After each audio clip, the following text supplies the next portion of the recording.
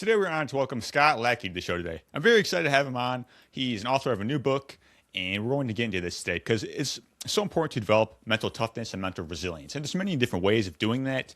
Many people have different ideas of it, right? But the reality is, this man has an amazing story we're going to get into, and we're going to walk away with practical takeaways in order to implement in our own lives, right? Because, again, we talk about knowledge a lot in the show, but it's not about just knowledge, about applying what we know, which leads to wisdom, right? And being able to go through this in our lives and really take control of our minds so we can take control of every facet of our lives. That's what today's about. And we're going to get into that today. So I'm very happy to have him on. How are you doing today? All is well, Anthony, and hello to everyone. And Anthony, thank you for inviting me onto your platform. I appreciate it, and I could not agree more with your opening statement about some of the challenges that we're all dealing with today, and learning practical tools to deal with those challenges is a gift. 100%, man. So I'm very curious to hear your story and how you got into writing a book, how you got into mental toughness. Like, what is the spark that got you into this? Yeah, it's a good choice of words, spark. I refer to them as lightning strikes in my life. I think lightning strikes are a good visual and metaphor to things that happen to all of us. And it was through those lightning strikes in my life that I think we all have to make a choice.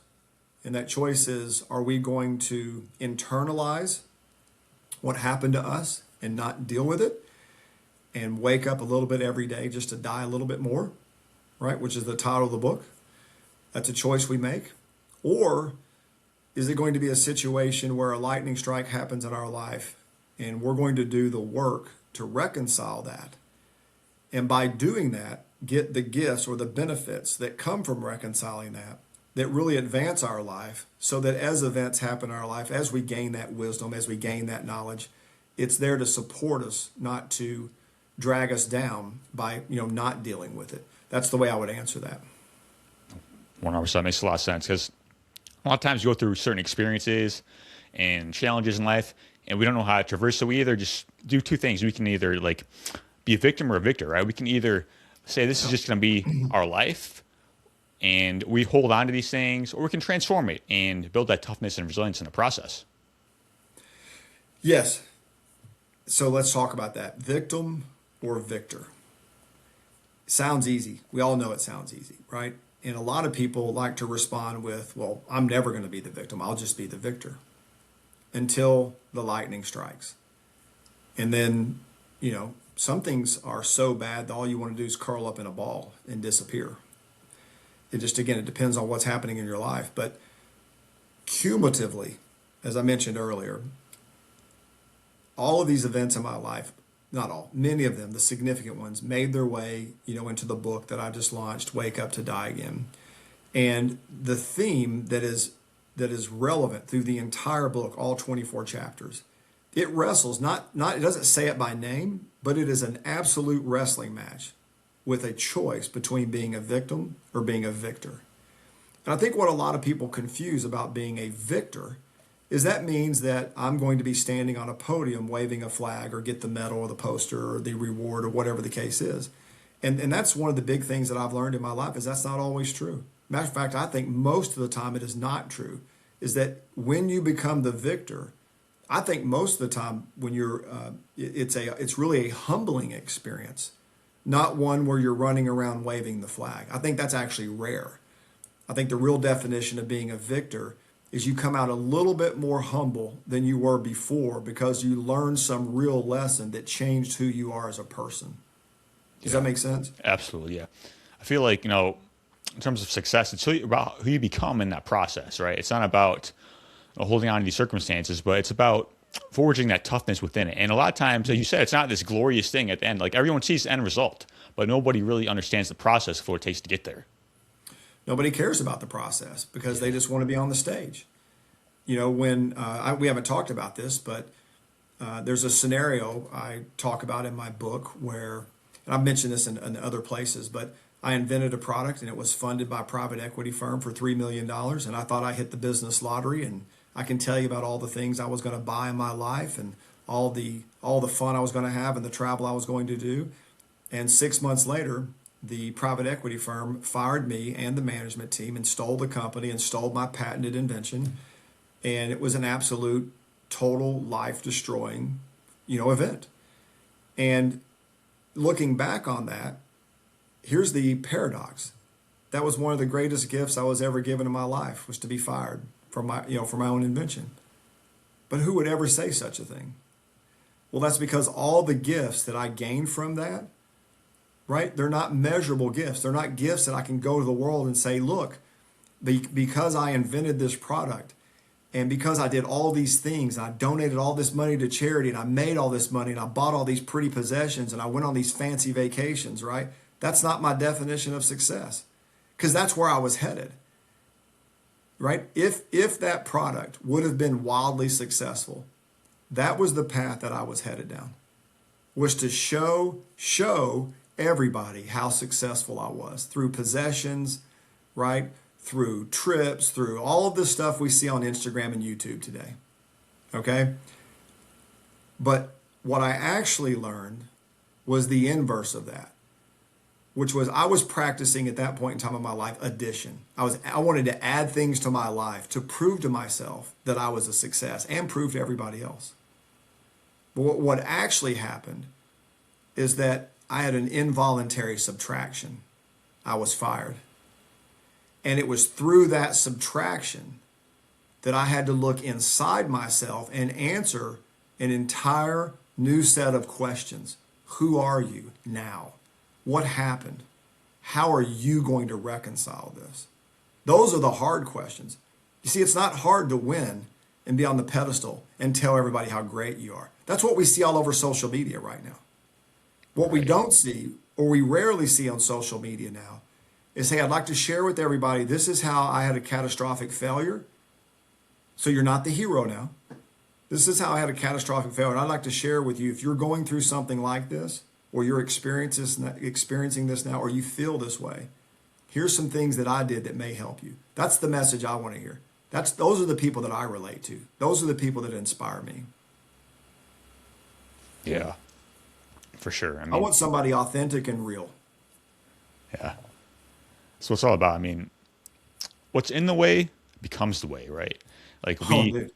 we have, You've read the book. I say that in the book. I literally say in the book, if you don't know which direction to go, walk the way and the way will appear. You just said it. yeah. It's like a ancient tenet of Stoic philosophy. Like you have to understand like all these things. It's about, we have to be present to what is. Like this thing may have happened. I may not have asked for it. But we have to take 100% responsibility for it and decide what happens next. And you mentioned questions as well, right? Because when we come up against obstacles and failure, what we tend to do is going back to being a victim, we start to ask disempowering questions like, why me? Why is this happening? As opposed to, hey, what can I learn from this? And that's the hard path. Like, how can I grow from this and embrace it in a sense? Well, it's also a powerful statement. This is not admitting that you're wrong or fault necessarily, but it's a powerful statement to look at yourself in the mirror and simply say, I accept that these facts are true about an event that just happened. I accept those facts.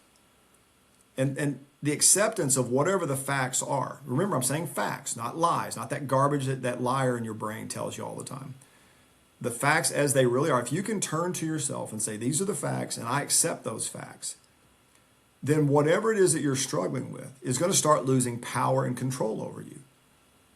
Whatever that is. People have asked me all the time, man, Scott, I just feel it this way. I feel like this has chased me. I feel like I've never resolved this. And I'm like, well, then that's probably where you need to start with your reconciliation. Is you need to figure out what it is inside you that you're wrestling with. You need to answer that question. And it's a question more than anything. It's not about a possession. Scott, because I've never gotten the boat, I just don't feel like I made it. Man, you got a whole nother set of problems if that's how you feel. If you need a car or a boat or something, a possession to make you happy, you got a whole another issue. But to your point, your listeners, yourself, myself, when we're ready to attack the things that's going on inside us, and identify what those things are. When we do that, they have no power over us anymore. That's where the freedom comes from. Do you feel the same way in your life? Absolutely. Like when we have these things that we don't necessarily evaluate, or we just kind of, have this, Crossover. yeah, perhaps negative rumination on it, we're empowering that thing in a sense, as opposed to kind of trusting the process and just keep moving forward. And as you take the next step, the answers will reveal themselves. That's what I find. Yeah, I love you saying trust the process. I've seen that a lot on social media lately. I'm not saying you're saying that from there, but I've just noticed it a lot. Trust the process, right? And I want to give you another definition of trust the process. This is how I live my life, something I learned. And I think this will be great for the listeners. I just shared this with a friend yesterday who's struggling. The sooner or the earlier in my life, the second that I stopped measuring myself off of distance, which I don't anymore. I absolutely do not measure distance anymore. I look at it, I evaluate it, I acknowledge it, but it's not a measurement for me. How far did you make it today? What gains did you make? No, that's a no for me. What I do now is it's all about direction. Everything I do is about direction. And by measuring myself on direction, I've set these goals, like write a book. We started out this call. How do you get into writing a book and then actually finish it? Right? Is I never measured myself on progress. Oh my God, I didn't type enough today. Oh my God, this. Oh my God, that. You can oh my God yourself to death on distance. But if you focus on direction, that is a beautiful place to be because it takes the power away from all that other nonsense. The power's gone. It's all about direction. So you can make a mistake and move 3 degrees to the left or 10 degrees to the right. And you can readjust and say, oh, I'm back on course. I'm moving the right direction. Don't worry about distance. That's a powerful lesson. Yeah, I love that, man. It's like essentially focusing your energy towards your actions, right? Not necessarily things that you can't control, but what can you do? And that's what the power is, right? It's like do everything that you can and don't necessarily be attached to the outcome in a sense. That you just beautifully summed it up. It's interesting how our conversation so far, you're using completely different sentences and words, but we are arriving at the exact same destination. And that's a beautiful thing, Anthony. You're a student of your own business, man. Thanks, man. I appreciate it. And you kind of alluded to this a little bit. It's like we're looking to this external validation in a sense. Yeah. And especially in today's society, we got this extreme culture toward immediate gratification. Like everything is now, everything is instant. And something I've learned is never put immediate gratification over the long-term mission, right? It's not to say like you can't have fun and all that, but essentially if we know what we want and what our purpose is and what we stand for, it's so much easier to take that right action on a day-to-day basis. Do you find that as well? I do. I don't personally, again, for me, I don't know if I would say I find it easier. And the reason I say I'm parsing words here intentionally because I can only give you my answer for myself, not other people. Other people may use the word easy. My struggle with the more experience I've gained, the more knowledge I've gained, the more truth that I have had to admit to myself about, who I am and what I'm made of and how I got here, all of that in totality. It actually led me to a place in my life a long time ago, years ago, where I started asking myself this question about everything. Hell, I even asked myself this question this morning, believe it or not, before I went to the gym at 4:45 or 5 o'clock this morning, is what are you willing to sacrifice, Scott? I ask that question all the time, Anthony. What are you willing to sacrifice? It almost pisses me off sometimes because I know when I'm asking that question, I have to answer it honestly. And if I answer it honestly, then it forces me to have to make a decision, either accept or deny. Yeah. Okay? So the reason I'm back to the word easy is that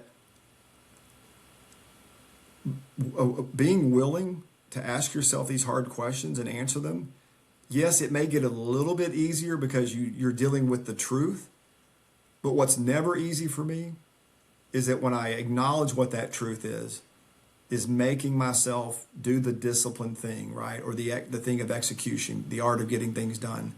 It's making myself, that sometimes I have easier days and I have hard days, right? The hard days when that voice says, hey, Scott, you can, like this morning, the voice, you can just sleep in this morning, dude. You've been doing a lot, the books published now, all these great things, the podcast, you can sleep in this morning. And I sat up on the side of the bed and it started to piss me off and I got up and I was tired this morning, right? And I walked in, started putting my gym clothes on, voice is still there. Hey, dude, why don't you just relax? And the longer that went, the more I was, I'm going to say resolved that we're going to the gym and we're going to have a great workout this morning. And of course, the voice eventually went away when I got in the car and turned the radio on. But that's why some days, many days, while I know what the right decision is, for me, knowing the right decision doesn't make it easier, if that makes sense. Yeah, definitely. I mean, as you mentioned, it's going to be hard either way in a sense, right? Like, I feel like personally, it's a lot harder to be average and not live the life that you're meant to, right? I'd much rather do the discipline thing that is hard to get the results. I feel like it's a lot better way of being in a sense, don't you? Yeah, I do. I'm curious in your definition, right, or your life, the how would you define what the hard things are? Like, what are the hard things for Anthony? Yeah, I mean, it's always a process. Like, I feel like you have to find your purpose in a sense. Like, you have to understand like growth and service and all that. And you have to filter all your decisions through it in a sense. So what I'm getting to is, yes, it's hard to do the virtuous things, to live the righteous path, like build your character, to live with integrity and honor. It's hard to do that, but I feel like once you are on your path and on your journey, it's like there's no debate. It's just what you do because you live by Do you principles agree instead that's of a lonely feelings in a path once sense. you figure that out? Oh, can you repeat that? Do you agree that's a lonely path once you figure it out? Oh, once you figure it out. I mean, most people don't walk it, right? It's like, and I feel like there's many reasons why. I mean, get into like programming and all that, but essentially, it's like I just find that once you choose your own adventure in a sense, it's a lot easier to walk that path, and because you're doing it on your own terms and you're growing in the process, and you know your people that you're doing it for, right? It's like a virtuous circle, but there's always going to be challenges, right? It's part of the process. It is, but I'm glad to. I'm just curious. I write about this in my book, and in the latter chapters, I talk about learning. Years ago, for me, because I asked myself the question: what if it all went away, Scott? Who would you be? Well, what do you mean it all goes away? I mean everything. No cars, no bank account. Just the clothes you have. I mean, what's it all about? What are you going to be about? That's the stuff I used to wrestle with. And my answer, again, it didn't come to me in a lightning strike, but my answer ultimately was, you know what? And then I write again. I hate to keep being redundant about this, but I laugh about it because people aren't going to believe this when they read the book. But it's true. I'm going to tell you. This is what I reconcile myself. You know what? If all I ever become, right? If nothing works out, and all I have, and I'm being figurative here. All I get to do every day is wake up every day and go dig ditches. Then I'll be a great ditch digger, and I'm going to be happy because I don't need anything else to have love, joy, peace, patience, kindness, right? Self-control. I don't need something to have those things. Now, I don't want to go out and dig ditches every day. But if that's what ultimately happens, and I have my family to come home to, I'm okay with that. Yeah. And for me, what a powerful place and gifted place to be, because I don't know how else to say this, but the world doesn't have that power over me. I'm not enticed by the elixir that I see out there. It just does. It's a turnoff to me. Yeah. And I hope it ends up becoming that way for the listeners, and maybe it already is for you. Is that when you're walking that path, that narrow path, it is going to be lonely because there are not that many people that are willing to walk that path because they feel like they're being cheated out of something. They're not getting their fair share. It's not what they asked for, not what they prayed for, not what they were guaranteed. Whatever blanket you want to cast over it. But man, that's a tough life to live. I lived that for a long time. And I'm on the other side of that. I'm on the other side of myself, I guess I should say. And I don't think that way anymore. Yeah. Makes sense. I mean, what you're getting at here is presence, like being present to what is and learning how to kind of be good with yourself in a sense, like not needing these external things, but actually like knowing who you are and like knowing how to cultivate peace within yourself is key. It is specifically about the self, is that doesn't the world teach us that in order to be good with yourself, you have to add a bunch of things? Isn't that kind of what the world teaches us? Yeah. And if you don't find yourself achieving it in your job right now, with your girlfriend, fiance, wife, husband, neighbor, colleagues, whatever, not getting promoted, the world tells you that's okay. It's just over the hill. Keep going. No. around the corner. Trust me, keep going. And so many people wake up and they're 38, 42, 57, 65, and they're like, how did I get here? What happened? None of this crap was what I dreamed about. I didn't ask for this. This isn't the job I wanted. I hear this all the time. And I go, yeah, I understand. Did it more than one occasion. And then I turned my back on it. And I said, if that's not the truth, if all of that's a lie, what do I need to fix? Oh my God, only one person left. It was me, Anthony. Had to fix myself. Yeah. And so that's what I started doing, is working on fixing myself. It's like a quote. There's a quote I have in my book. I need to memorize it because I quoted someone that basically says, in the beginning, I went out to change the world. And then I became wise and decided I needed to change myself. Yeah. For sure. Makes sense. So the fix is inside out, not outside in. Yeah. And so to any listener out there, if your head's about to explode or fall off your shoulders, let Anthony and I be the first ones to tell you, start looking for the answer inside, because that's where it's at. It's in the one place you refuse to look. Yeah, that's right. I mean, like, you have to look within. Like your inner world really does create the outer world in a sense. So you have to, if you want things to change on the outside, you have to focus on the inside. Like, what is going on within you, right? And it's not to say you have control over the external circumstances. It's not that they change, it's that you changed and now everything is different around you. Yeah, it's interesting thing about fruit, right? Yeah. I love fruit. Fruit ripens from the inside out.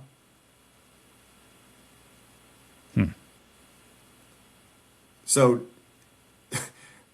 there's no ripening from the outside in, man. Yeah. That world doesn't exist. Is that if you want to fix whatever's going on in your life, man, start with the inside. And by the way, that's another gift that you give yourself. The very first gift you give yourself when you start working on yourself is to yourself. That's the first gift.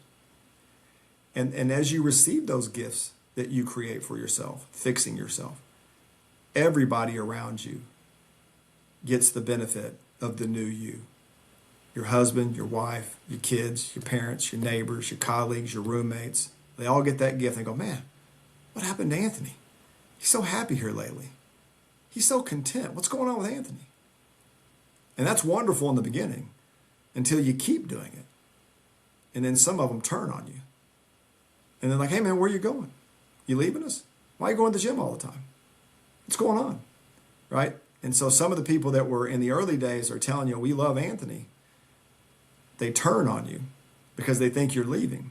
And then they become the very people that knock you off your tracks. Yeah, it's interesting, man. Yeah, You've experienced that. You're old enough to have experienced that, right? Yeah, I mean, for the most part, it's like, it's been like something I've always done, like for such a long time. So it's kind of hard to think like that, but it's like, I definitely see how that can happen, right? It's like, that happens all the time and I hear it a lot.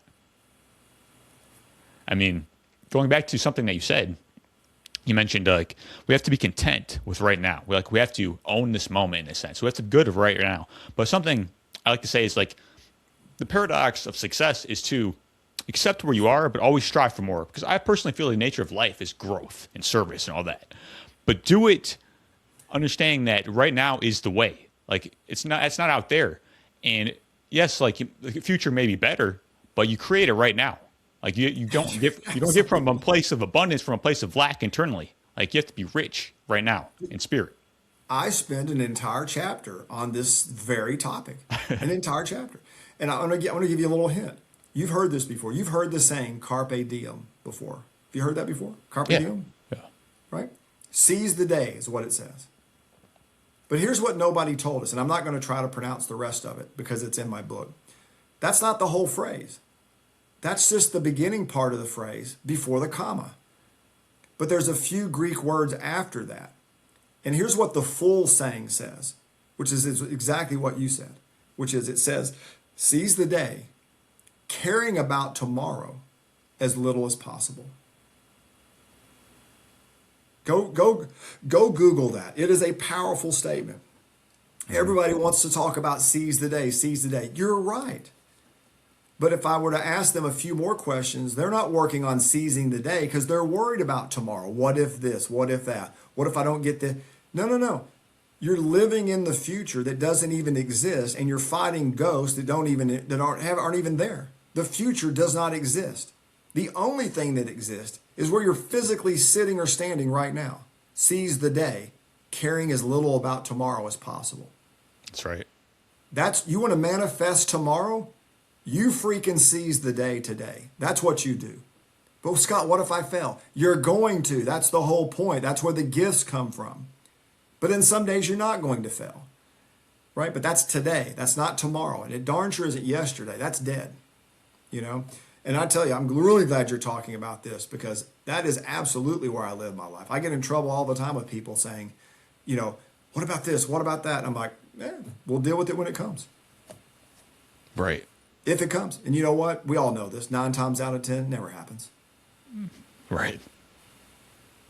I mean, because when the future does happen, it'll still be happening right now. We experience everything right now. So just take the actions. They're in your hands and go from there. That's why the right now is the only thing that matters. What are you doing right now? Oh, complaining? Let's see how far that gets you. You know? Yeah. I mean, kind of like going back to sacrifice, I feel like you have to be willing to sacrifice who you are for what you could become. Like all these negative habits and ways of being, like self-awareness is key, like being aware of these things and then taking necessary action. Like and oftentimes it's about progress, not perfection. So that means like, how can we just make those small wins happen every single day, right? Like don't focus on these huge overhauls. Like sometimes that's good, but sometimes like you just got to stay in the game and keep that forward momentum going. There's a place for overhauls for sure. And some people are in a life space right now where they know they need an overhaul. Okay? Not denying that. I've been in that place. And I had to look in the mirror and tell myself, you know what? Time for an overhaul. And that's a big deal. But that's not where most people are. My experience is that most people are in a place where they need a direction change, not an overhaul. Two big different anomalies. Right? And you talked about, I'm going to say it my way. I can't remember exactly how you said it, but you basically said staying present in the moment and making incremental progress, not giant progress, right? Yeah. And I call that in my book lily pads, is that you need to jump from one lily pad to another lily pad. And here's why those small incremental steps or lily pads are really important. At least this is what I've learned about myself, is I call them broken promises. There is a graveyard inside your head and all your listeners' heads about broken promises in our lives, the ones we broke to ourselves. Okay? Some are small, some are big. And it's important to acknowledge what those broken promises are and then to do something about it. Okay? Why is that important? It's important because when you have a long list of broken promises, you don't trust yourself anymore. And when you don't trust yourself anymore, then when you get on Instagram and YouTube and they say, just do this, use this paste, buy this, 7 steps to this, you just fall straight into it, hook, line, and sinker, because you look at yourself like, I don't have the solution. I don't trust myself. That means everybody else has got the answer. That's one of our greatest problems right now, is that nobody trusts themselves anymore because they've been lying to themselves so much. So we go out and we believe the world. Wow. It just gets worse. It just gets worse. So circle back to what we've been saying through this entire video or podcast, right? Is recentering that conversation back on ourselves. I just used that word lily pads and used the word incremental improvement. The beauty in lily pads and incremental improvement, the beauty is restoring trust with yourself, because you have the small wins. What are the small wins, right? I don't care if it's, I told somebody this the other day, had a dinner meeting with them recently.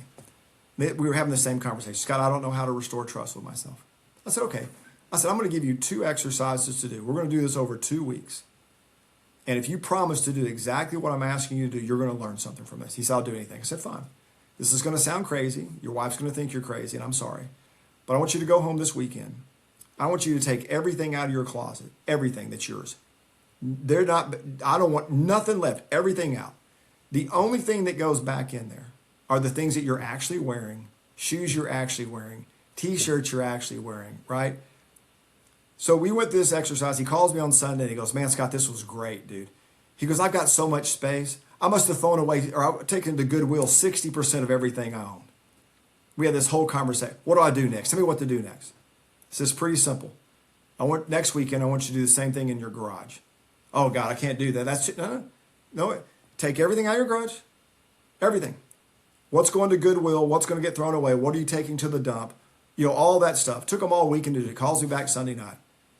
I did it. It's unbelievable. I'm a hero of my wife again. The kids think all this stuff, right? It's never been more organized my entire life. What's next? Oh, I said, now it gets hard. So now I need you to do the same thing with yourself. Silence. No more excitement. No more enthusiasm. Because he just internalized why the closet and the garage had nothing to do with anything other than restoring a couple of proofs that he could do something and not break a promise to himself. That's all it was. Just little exercises that he could go do a couple things and honor that promise to himself and then come back feeling enthusiastic and encouraged about what he did. That's all it was. Stupid test. Simple test. But then when I said, now I need you to do that with yourself, the panic came in. Because now that's the hard work. Because if I clean my closet out in my brain and I clean my garage out in my brain, I got to get rid of some stuff. I have to acknowledge some stuff. See, it's the same thing. You like that story? Man. That is awesome. I mean, like, you don't stand for something, you can fall for anything, right? It's like we have to understand our values, our standards. Great country music song, by the way. Was that? That's a great country music song. Oh yeah, and just being able to understand like who you are really, because the world wants you to do these things, but if you know who you are and what you stand for, it's like, hey, like you know what you're going to do, what you're not going to do, like what you accept on what you won't, right? And it's like restoring that integrity and honor with yourself is so key. And once you have that solid relationship with who you are, man, you can really change the world because you change yourself. Yeah, I want to share this with the listeners. Maybe there's somebody listening or going to listen right now is just freaking sick of being sick. Okay? Not my phrase. Just freaking sick of being sick. I don't have 7 steps for you. Don't have it. You're never going to get that from me. But I will promise you this. In my book, which is Wake Up to Die Again, okay, on Amazon, I promise you this. Chapter 1, the heading, the title, you're not where you're supposed to be. That's where we're going to start together. Okay, chapter 1, you're not where you're supposed to be. And there's 24 chapters after that. And every single independent chapter is going to address exhaustively everything you and I've talked about and much, much, much, much more, right? Of things that cause us to look inside ourselves. There's a whole bunch of examples of cleaning out the closet and the garage, but I'm going to walk you through many of the most significant betrayals and tragedies in my life. Transparently, matter of fact, if you finish this book, the last person you're going to look at in this book is me and say he's the hero. Right? Because I had to answer this before I wrote the book on behalf of you and the listeners and anybody else that buys it. I had to answer this question. Scott, what are you willing to sacrifice to write an authentic book? And I wrestled with that, Anthony, a lot. And I ultimately came up with the answer, wow, if I'm going to write a book that could potentially actually genuinely help other people who feel like they're lost right now or been betrayed or maybe they're not in such a bad place, they just can't break through. If I'm going to write that, there's only one way I'm going to be able to do that. And that's to sacrifice myself because that brings about authenticity. And that's what we're all really looking for at the end of the day. Is there anybody else I can trust that's going to be authentic, that doesn't tell me what to do, but they're willing to share their journey and then let me make my own freaking decision of how I do that. That's what the book's about. You know what I mean? And I just have to believe there's more than one person that's going to hear this, on your podcast, and they're going to say, I'm going to go down that path. That's my hope. My hope is that the book helps them reconcile with themselves. Because Anthony, the more we can do that with people and be a part of that process, then the better our neighborhoods get, our friendships get, the better our responses get on social media, right? The better human being we are. So I'm excited about supporting that, through the book and talking to you today. Definitely. As you said, like we all have our own path, we all have our own stories, but there are foundational principles that we need to operate out of, like resilience, Absolutely. integrity, honor, and developing that is so key, right? Because without that, we can't have a solid foundation to work upon and build our life on. Yeah. No, I couldn't agree with you more. And that's the very foundation of life. And again, there's probably, like I said, people right now that feel like they're standing in quicksand. And, maybe reading this or listening to this podcast is going to give them some new direction. You mentioned at the very beginning, I'm curious, I was sharing with you the title of the book, Wake Up to Die Again, and you commented you gave me a reflection of something like, it feels a little bit like my life a little bit, right? Yeah. So again, I know what it means for me, and I have woken up to die again many times, right? But can you share with me what was it about that title that resonated with you? Yeah. So I actually interpreted it in a different way. It was more of like a different context. And the way I looked at it is like, yeah, I wake up every single day and I'm just going to put it all on the line. Just give it everything I got. Like just do everything I can. Like, again, like being willing to sacrifice and all these things. And when it's done, it's like I did it. Like that's kind of way I look at it. That's half of the story actually. And so there are two people, generally speaking, in the audience, right? There is exactly who you are. You and I are on the same page. We're on the same audience. Is that to wake up and die again is actually a beautiful thing. It is a gift you give yourself, right? That's the beautiful part of it. There's another audience that has not arrived at that place. They're still looking for it and they're lost. That's why chapter 1 starts out, you're not where you're supposed to be, right? And those are the people that the definition of wake up to die again means that they wake up today to just lose a little bit more of themselves, like an hourglass, every day. And they don't know where they are. They don't know how they got there. They're not where they're supposed to be. They're not happy. There's this voice, this little inner tug that's inside them. They know exactly what I'm talking about. Right? It's the same feeling we all have. So our hope is that we can help them get over that part of themselves and get over here on the side that Scott and Anthony are on, because that's a beautiful life over here. Not a life of perfection. It's not even necessarily a life of courage or heroship, right? But it's a life of having the things that are important: that love, joy, peace, patience, kindness, the fruits of the Spirit. You know what I mean? That's on this side of the coin. And so that's why I was glad that you shared your answer, because it's two audiences, if that makes sense. Yeah, 100%. It's a fundamental decision we all have to make in ourselves, as you just kind of mentioned. It's like, what kind of life are you going to live? Like, are you going to live a life of growth or mediocrity, right? It's a choice. And it's also a moment-to-moment decision either. Like we mentioned many times, it's not about being perfect. And sometimes you're going to fail. Sometimes you're going to have challenges. But going back to resilience, it's like, can you bounce back and get back on track, right? So do you interact with people where you talk about being a better version of yourself? Yeah. And they push you away. Do you experience that when you take your positive message and engage with certain people where they push you away?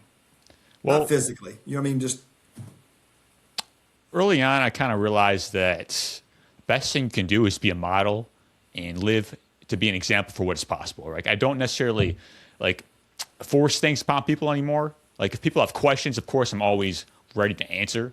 But I'm at a place where like I'm just going to do everything I can to be the greatest version of myself and be of service. And I kind of like realize like being a coach, like you can't necessarily like tell people what to do and be of control, right? Because as you mentioned, you will experience that. Like you don't want to, because people, if you want change, it all starts from within, right? You can't like force anyone to change. And all you can do is kind of be a positive influence. That's kind of the way I look at it. Yeah, the reason I asked the question is not too long ago, I was talking to someone, and when we greeted each other and I asked how he was doing, his response to me was, living the dream. And we've heard that before. I think all of us have heard that before. Living the dream. And for whatever reason, that day I just felt compelled to ask the question, "Hey, do you mind if I ask a personal question? I don't know you very well, but when you say that, what does living the dream mean for you? What does what does that mean for you?" And the facial expression changed. And it wasn't necessarily a happy facial expression. It was more like an expression of confusion, like, "Why are you asking me this question?" And he responded, he goes, "Man, it's just a saying, I'm just saying it, everything's fine. Just, living the dream." I said, "Oh, okay. Just, can I ask you another question? What if you really were living your dream? How would your life change right now? If you really were living your dream right now, how would it change?" Facial expression changed again.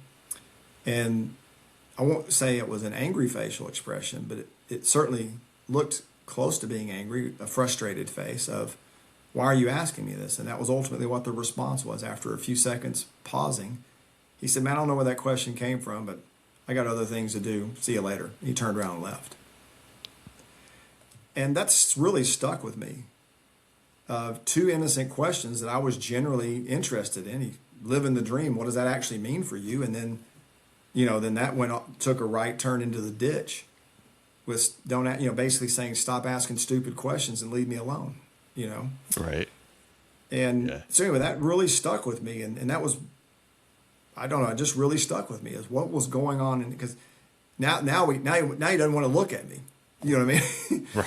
And so it just makes you wonder what's going on in their life. Yeah.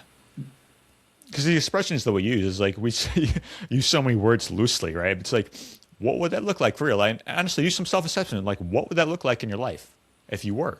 And like, take the necessary actions. Like, holistic success is something that's really important. Like health, wealth, relationships, everything works in synergy, right? If we neglect something, then it's going to impact something in your life. Because the reality is, this is your life. You're already living it. But to what degree, right? Are you living your best life? That's the question. It is. Do you have a personal measurement on like something every day that you finish the day, and do you reflect back on the day or journal, or is there anything that you do that you say to yourself, "Okay, wasn't a 10 today, but fill in the Right. blank." Do you do that I daily? do, yes. I Yeah. mean, I think it's good to build reflection throughout the day. Like, I think it's so important to have a pause. Like, give yourself space to think, like a white space of just like being able to maybe self-reflect, maybe on maybe some upcoming events, or Yeah. maybe some questions throughout the day, and basically like kind of a progress gauge. But at the end of the day, yeah, do some reflection, like what went well, what didn't. Did I respond in a way that I didn't like? Yeah. Could I have handled this differently? And that's Yeah. how you make that progress, right? It's like Yeah. being able to do some self-reflection is so key. It's a pivotal principle of success, is being Yeah. able to self-assess and see if you're living in alignment with who you want to be. I think that's really, Yeah. really important. It is. I don't know if you do this, but I have engaged more and more into journaling and have found that a very effective tool at allowing that free space, if you will, to kind of talk through a journal of, my assessment of, how something went or why I think it went that way.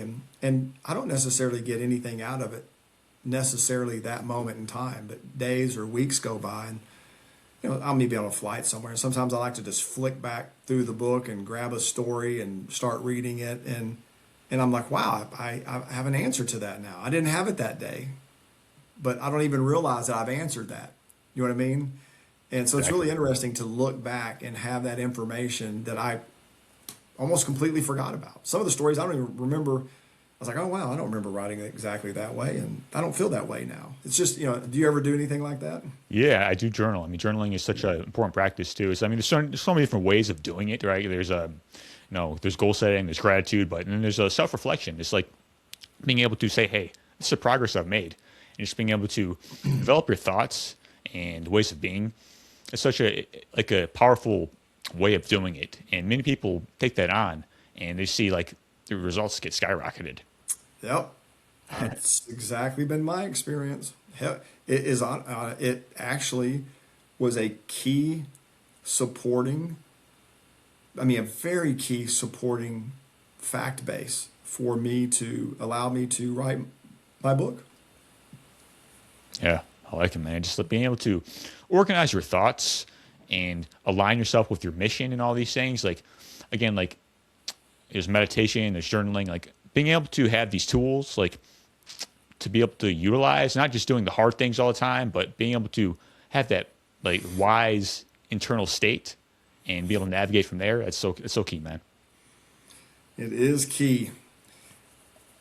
Yeah. And having you here, you talk about resilience a lot. I was just curious, like, what does that mean to you? And what are some steps we can take to cultivate it with that in our own lives? Yeah, I love the word resilience. Okay, first of all, you asked for a definition. Resilience, I'm not going to define it Webster's dictionary. I'm going to define it my resilience, right? It's that willingness to get back up and stay in the fight. It's also a variant of the word execution, right? Which is the art of getting things done. It's not just, again, that ability that ability to get back up, but it's also the resolve to withstand the entirety of the difficulty. So resilience is a form of resolve. Resilience is a form of execution. Resilience, discipline rests inside the name of resilience. All of that, and this is, you picked a person that loves the English language because certain words mean certain things and carry certain weight. And resilience is a very powerful word. Even inside the word resilience is the word courage. So many words that make up resilience, okay, that are the supporting pillars to be a resilient person. It's not just, there is no just singular resilient. It's made up of a lot of these different things. Yeah. So that's my definition of it. I hope that makes sense. And the way it shows up, in my life is it's like the story I told you about getting just this morning, waking up. There is an element of resilience this morning of willingness to endure what my part of my brain was telling me not to do. But the other part, the resilient part, overcame the side that said, don't be resilient. You only got two choices. You have two voices. One that's telling you not to do things and one that's telling you to do the hard things. Only one of them can win. And that is the resilient voice, by the way. Only one can win. You either listen to one and succumb to it, or you choose the other and you become it. And that's the resilient voice. Yeah. Now, I think the third thing you said was you're smiling. That must resonate with you. For sure, man. Yeah. That you also said, what are some practical things that maybe the listeners can do to learn to be more resilient?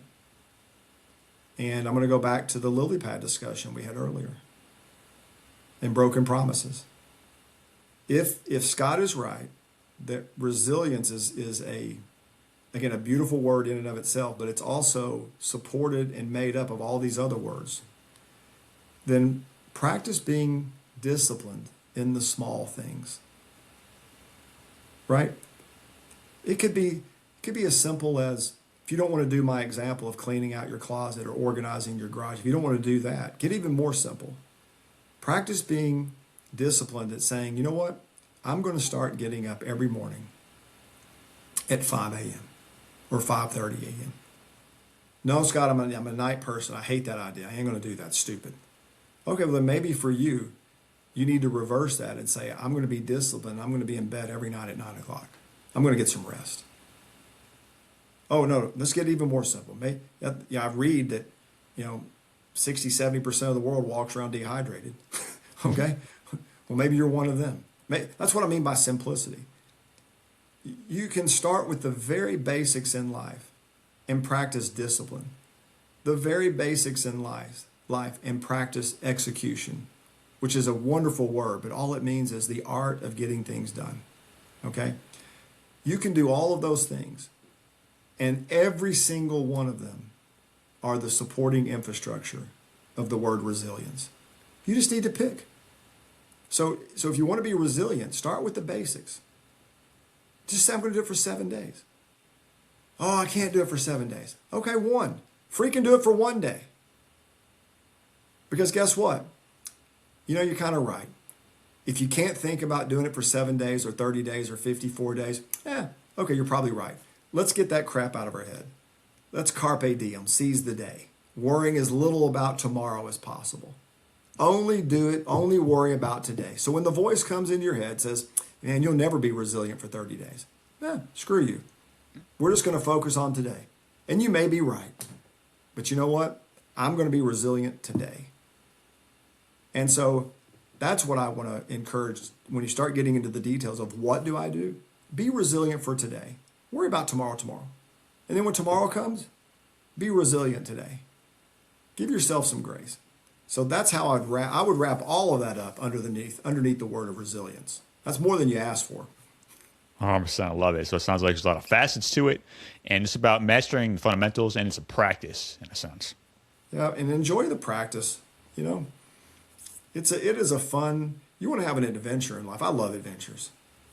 And again, I didn't say this, but I adopted it from other people. The greatest adventure you'll ever go on is with yourself.